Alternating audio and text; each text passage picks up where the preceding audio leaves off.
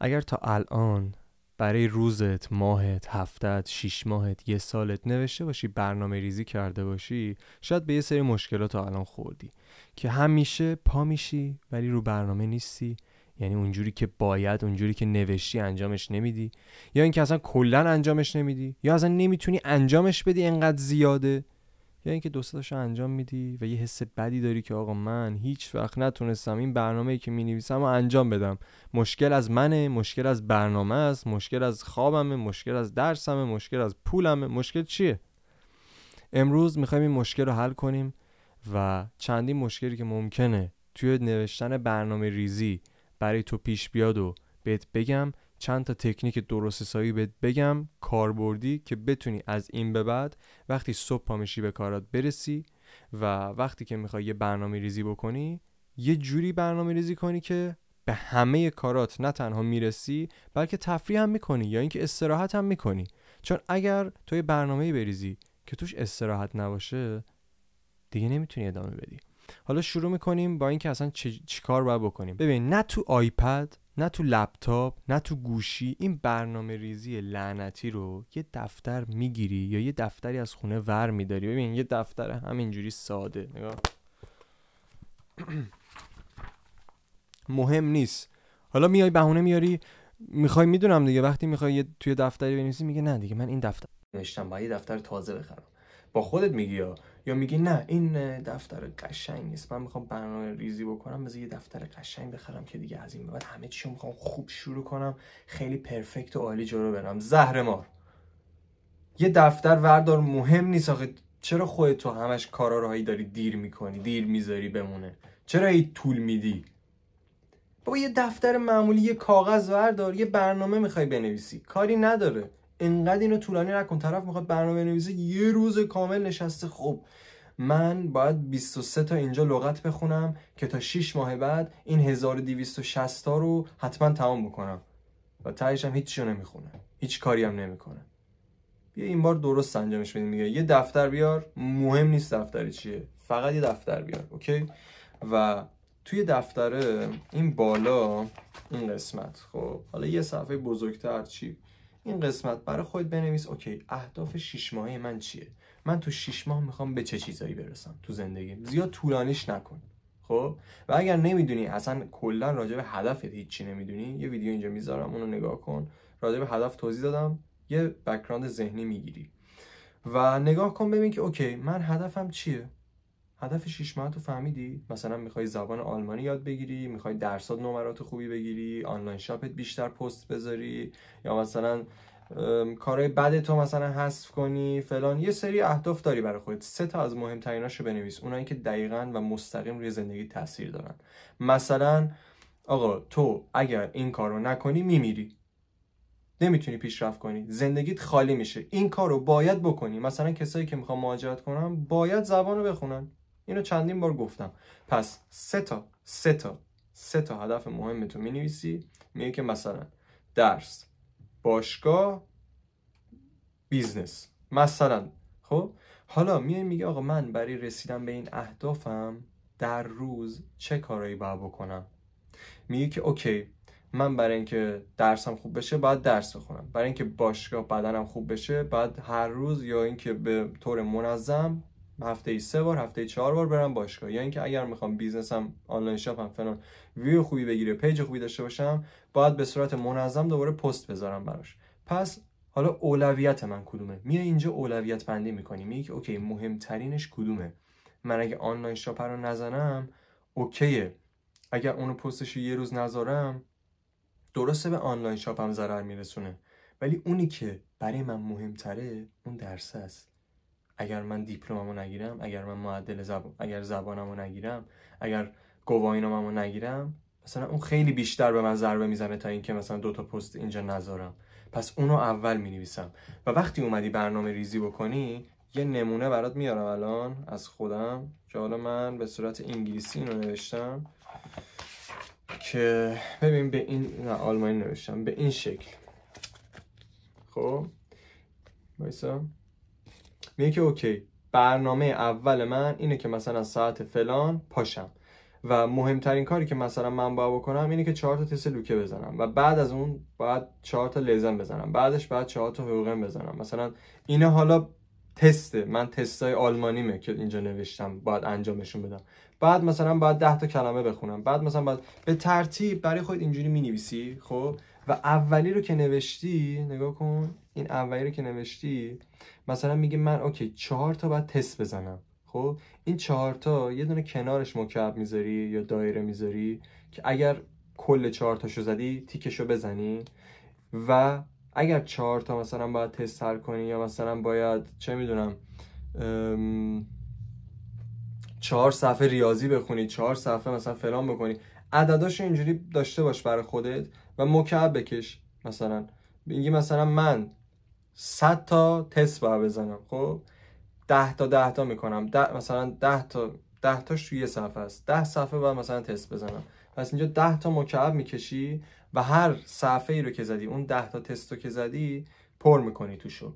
یعنی ریز ریز به خودت حال میدی، میگی که اوکی مثلا من برای خودم که 4 تا تست میخواستم بزنم، یکیشو که زدم اونو تیک میزنم، میرم دومی تیک میزنم، میرم سومی تیک میزنم، میرم چهارمی تیک میزنم و بعد کل کارو تیک میزنم. خب حالا بعدش هم میتونی اصلا یه خط بکشی روش که بگی دیگه برو که بریم دیگه، میدونی اینجوری برای خودت اولویت بندی میکنی. خب و یه نکته اینجا هست که تو اگر 1000 تا کار بنویسی تو برنامه‌ت انجام نمیدی. مثلا فکر کن میگم آره دیگه یه برنامه پروداکتیو برای فردا نوشتم و میخوام اینو انجام بدم. اوکی نوشته که صبح ساعت 4:30 بیداری، 5 باشگاه، 6 بیا درس بخون، 7 فلان کن. و لعنتی خب تو وقتی پا میشی یه چیزی میخوای بخوری، خودش نیم ساعت یه ساعت طول میکشه تا اینکه تو بری دستشویی و بیای و بخوری و فلان، و یهو اونجا نیم ساعت دیر میشه باشگاه رفتنت. تو نوشتی ساعت 5 باید باشگاه باشی و اونجا یه حس بدی میگیری و اینجوری میشه که میگی روزمو بد شروع کردم، ساعت 5 قرار بود باشگاه باشم، حالا اشکال نداره این 5 رو میکنم 6 فلان. بعد اینقدر برنامه تو در توه، یهو میبینی وسط روز که میشه یهو میبینی وای به این کارام نمیرسم، مثلا نمیتونم من هم برم باشگاه هم درس بخونم. لعنت بهش، حواسم نبود صدای جایی قطع شده. شت، حالا اشکال نداره دیگه، این ویدیو چون مهمه براتون میذارمش، دوباره هم بگیرم حسش میپره. همینو الان میذاریم. و داشتم میگفتم طولانی تو در تو برای خودت نکن، کارهای مهم تو بنویس، کارهای مهم تو انجام بده، حالا بقیه رو وقت شد نشد ولش کن. آقا یه نکته مهمی که باید بهتون بگم اینه که برنامه 10 روز رو یه جا ننویس، برنامه فردا تو امشب بنویس. بگو که اوکی آقا فردا من باید این کار انجام بدم، این کار انجام بدم، این کار انجام بدم. حالا یه سری برنامه‌های طولانی مدت هست، تو میدونی که آقا توی این هفته مثلا من باید این فصل رو حتما تمام کنم. خب تو برنامه میریزی برای خودت، میگی اوکی اگر من هر روز مثلا 10 صفحه بخونم، توی 4 روز تمامش میکنم، 3 روزم مرورش میکنم، میدونی؟ ولی اون 10 صفحه نسبت به اولویتت باید حالا یا اول باشه یا دوم باشه یا سوم باشه، برای خودت اینجوری مینویسی. این از این. و نکته بعدی که خیلی جالبه اینه که تو که کار مهمتو نوشتی، بعد از اینکه بیدار شدی، دقیقاً بعد از اینکه بیدار شدی، اولین کاری که قبل از مسواک زدن یا حالا بعد از مسواک زدن باید انجام بدی، اون سخت ترین کارته به مدت نیم ساعت. ببین تو وقتی پا میشی همون لحظه گشنت نیست، یه نیم ساعت طول میکشه تو گشنت بشه و اون لحظه ذهنت بازترین ذهنیه که تو داری و هیچ دیسترکشنی توش نیست، هیچ پیامی نیست، هیچ کسی بهت هیچی نگفته، عالی ترین مودتی، تازه از خواب پا شدی، استارتی، انرژی داری. پس چند تا کارو نباید انجام بدی، نباید بری سراغ گوشی، نباید با کسی اصلا حرف نزن. مثلا صبح ساعت 5 پا شدی، خب البته صبح ساعت 5 باشی هیچ کسی اصلا بخوای باش حرف بزنی، ولی با کسی حرف نزن. مستقیم بعد از اینکه پا شدی هیچی نخور، مستقیم برو سراغ سخت ترین کارت. اگر این کارو بکنی خیلی جلو میافتی، باور کن. ببین روتین زندگی خودم چیه؟ صبح پا میشم، قبل اینکه تو گوشی برم، قبل اینکه کارهای دیگه بکنم، قبل اینکه حواس خودم پرت کنم، مستقیم میرم سراغ سخت ترین کاری که باید انجام بدم و اونو انجامش میدم. سخت ترین کار من شاید الان آلمانی خوندن باشه، چون میخوام مدرک زبان C1 رو بگیرم. سخت ترین کار تو چیه؟ و به مدت نیم ساعت کار سخت تو انجام بده، بعد صبحونت رو بخور، بعد دوباره 1.5 ساعت بیا کار سخت بعدی تو انجام بده و بعد برو استراحت کن یا برو مدرسه. یعنی تو بعد صبح زود یه تایمی پاشی که بتونی، مثلا دارم میگم ساعت 5 پاشی که بتونی تا 5:30 اون داستانی که داری رو حل کنی، صبحونت هم بخوری، 1 ساعت هم بخونی، بعد پاشی بری مدرسه. چون مدرسه ها که زودتر از 8 شروع نمیشه و تو 8 بعد مدرسه باشی. حالا راه مدرسه‌ت ممکنه 1 ساعت باشه، ممکنه نیم ساعت باشه، ممکنه بگی مثلا الان بهونه بیاری بگی سرویس هم زود میاد نمیتونم اون 1 ساعت دومی رو بخونم، اشکال نداره، اون نیم ساعت اولی رو بخون. نمیدونی چقدر به دانشت اضافه میشه، نمیدونی چقدر بهت کمک میکنه. به جای اینکه صبح پا میشی همینجوری عین چی بگم آخه، عین چه مثالی بزنم، همینجوری پا میشی گوشی رو برمی‌داری نگاه میکنی، خب فلانی پیام داد اینو ببینم. به جای اون اگر صبح پاشی و این برنامه‌ای که دیشب ریختی رو بهش عمل کنی، میدونی چقدر تو رو جلو میندازه؟ میدونی چقدر تو رو با بقیه متفاوت میکنه؟ تو اون لحظه که ذهنت توی پرزنت ترین حال ممکنه، تو زمان حال ترین حال ممکنه، مغزت ازش استفاده کن و از این تایم طلایی روزت به قولی بترکونش. و نکته بعدی که میخواستم بگم، یه دانش آموز خوب، یه کسی که توی نمراتش خوبه، توی مدرسه خوبه و به جاهای خوبی هم میرسه، روزانه بیشتر از 4 ساعت درس نمیخونه. یعنی اونایی که موفقن هم 4 ساعت بیشتر مفید نمیخونن. اگر تو بتونی روزی 4 ساعت مفید بخونی درس، دیگه نمیخواد برنامه تو بنویسی 10 ساعت درس، 11 ساعت درس. تو 4 ساعت مفید بخون و این 4 ساعت میتونه 1 ساعتش صبح باشه، 1 ساعتش بعد مدرسه باشه، 2 ساعتش بعد از استراحت که اومدی اون 1 ساعت رو خوندی باشه. و بین این کارا لطفاً از یک سری چیزا به عنوان استراحت استفاده نکن، از چیزایی که مغزتو مشغول میکنن، از چیزایی که اطلاعات اضافی به مغزت میدن. مثل چی؟ مثل تلویزیون نگاه کردن، مثل گوشی نگاه کردن. میدونم خیلی سخته، تو میگی که خب بابا من استراحتمو چیکار کنم؟ مثلا 1 ساعت درس میخونم، خب اون بینش چیکار کنم؟ چه استراحتی بکنم؟ میدونی میتونی چیکار کنی؟ میتونی 1 دقیقه دراز بکشی. خیلی قهر حوصله‌ات سر بره، قهر بگی بابا این چه زندگیه. ولی عوضش وقتی درساتو خوندی 4 ساعت، خب لعنتی بعدش هر کاری میخوای بکن. تو میای وسط درسات با گوشی کار میکنی، فلان کار میکنی و درسات هم کامل نمیخونی، فکر میکنی مثلا 10 ساعت درس خوندی ولی 5 ساعتش تو گوشی بودی، 5 ساعتی هم که درس خوندی هر 10 دقیقه بار تو گوشیت بودی و میگی که وای چرا نمرات من خوب نمیشه، وای چرا مثلا من زبان یاد نمیگیرم، چرا این اتفاق برای زندگی، چرا زندگی من هیچ فرقی نمیکنه. و شب با یه حالت بدی میخوابی همیشه، میگی که بابا فردا دیگه باید درست کنم و این زندگی گندو، مثلا فردا باید دیگه بخونم و این برنامه یکی بیاد منو نجات بده، برم یه مشاور بگیرم، برم فلان کنم.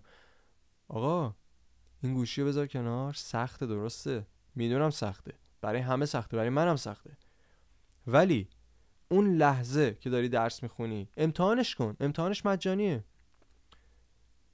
درس رو بخون، استراحت میخوای بکنی برو پیاده روی کن، دراز بکش، با خانوادت حرف بزن، با دوستات تلفنی زنگ بزن، نه اینکه چت کنی ها، تلفنی زنگ بزن بگو آقا چه خبر، به اون رفیقات که اونا هم درس میخونن، اونا هم روتینشونن فلانه، یه همچین رفیقایی پیدا کن و زنگ بزن بگو آقا من مثلا الان 2 ساعت درس خوندم، مثلا تو چی کار میکنی فلان.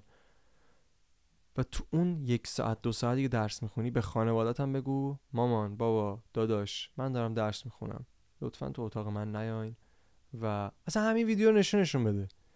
من به خانوادت میگم آقا وقتی پسرت یا دخترت میخواد درس بخونه، میخواد تو اتاقش کاراش انجام بده، روی بیزنسش کار کنه، ویدیوشو بگیره یا فلان کنه، 1 ساعت تو اتاقش نرو، بذار این با تمرکز کامل، با انرژی کامل این ویدیوشو بگیره، میاد بیرون کاراشو انجام میده، کمک میکنه، جارو میکشه، ظرف میشوره، ولی اون 1 ساعت رو بذار که این به صورت عمیق بدون اینکه صداش کنیم، بدون اینکه بهش چیزی بگیم، درس بخونه.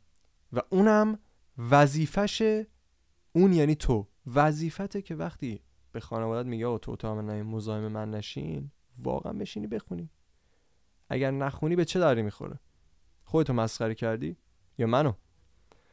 تمام شد رفت. همین سادگی. این برنامه رو به توضیح دادم. 4 ساعت بیشتر نمیخواد درس بخونی. اگر 4 ساعت رو درست بخونی، بدون دیسترکشن بخونی. و بهت یاد دادم چجوری میتونی برنامه بنویسی. بهت گفتم اشکالای نوشتن برنامه چیه. حالت رباتیش نکن، 1000 تا چیز ننویس، اولویتاتو پیدا کن، اولویتاتو بنویس. و با این داستان تو میتونی برنامه روزانه تو بنویسی و خیلی راحت کاراتو انجام بدی. بعدش هم استراحت کنی، بعدش هم شب زود بخوابی، صبح زود بیدار شی. اگرم نمیتونی صبح زود بیدار شی، یه ویدیو اینجا میذارم، اونو ببین که چجوری میتونی صبح زود بیدار شی. با هم دیگه اومدیم کمک کنیم. دمت گرم. مرسی که ویدیو رو تا اینجا نگاه کردی. اگر این ویدیو برات مفید بود، سابسکرایب، کامنت، شیر یادت نره. برای دوستات بفرستین ویدیو رو. و بین کسایی که توی کامنت ها یه کامنتی میذارن یا یه چیزی مینویسن، اگر سوالی دارین بنویسین.